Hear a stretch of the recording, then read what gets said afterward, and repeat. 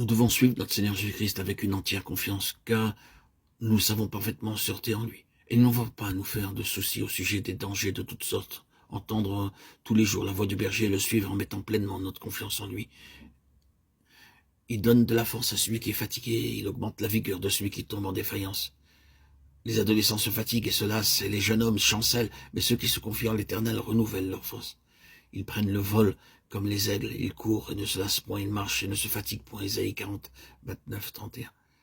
Nous pouvons avoir à affronter bien des épreuves ici-bas, des peines, des souffrances. Par moments, nous serons découragés.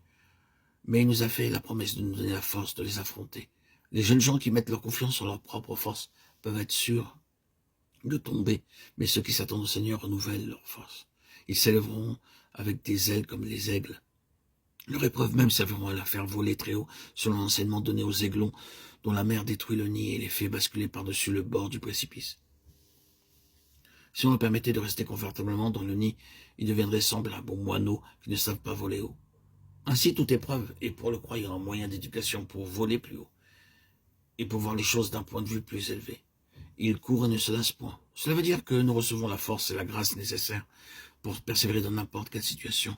Je ferai croître dans le désert le cèdre, l'acacia et le myrte et l'olivier. Je mettrai dans le lieu stérile le cyprès, le pin et le buis ensemble, afin qu'ils voient, qu'ils sachent et qu'ils considèrent, et qu'ils comprennent tous ensemble que la main de l'Éternel a fait cela et que le Saint d'Israël l'a créé.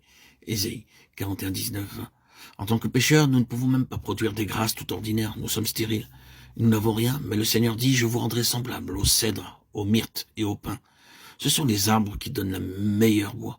Vous ne les trouvez pas dans les déserts. Ils nous rappellent toutes les vertus de Christ. Lorsque nous gardons nos regards sur lui, alors son amour, sa joie, sa longanimité, sa patience peuvent être vus en nous. Regardons à lui. Il est notre espérance, notre soutien, notre socle. On peut voir toute la beauté, la gloire de Jésus dans un croyant qui est préparé à être la propriété de Dieu. Il peut y avoir dans votre vie, frères et sœurs en Christ, beaucoup de situations difficiles, d'épreuves, d'obstacles, d'empêchements. Et vous vous sentez souvent embarrassé dans ce genre de situation. Vous ne savez quelle décision prendre. Alors, dans ce cas précis, la prière a toute son importance. Invoquez le Seigneur, agenouillez-vous, par signe de soumission et d'obéissance au Seigneur, d'adoration.